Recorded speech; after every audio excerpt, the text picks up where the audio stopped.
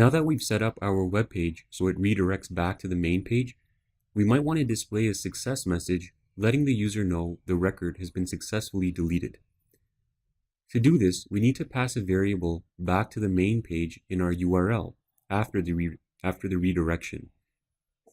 Call this variable message and set the value to delete. So this is on the del user.php page. In the header function, add the following to your URL. So we're going to go back to the delete.php page after the record has been deleted, and we're also sending a variable with the value equal to delete. Now in your delete.php page, we'll need to create an if statement. And it should look like this. You can put it directly above your SQL query.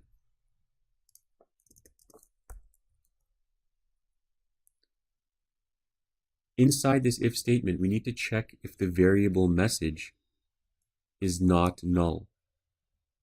We can do this using the Isset function and get method.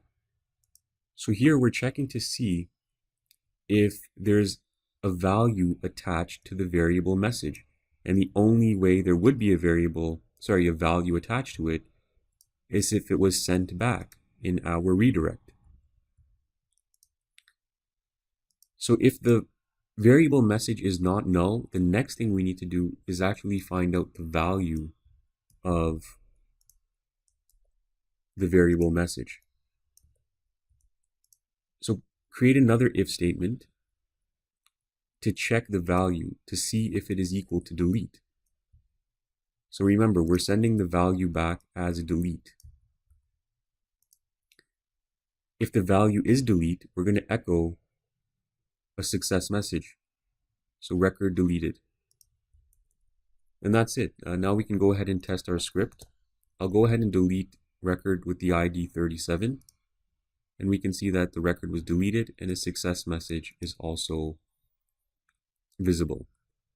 And you can see in the URL that the variable message passed along a value delete inside the URL.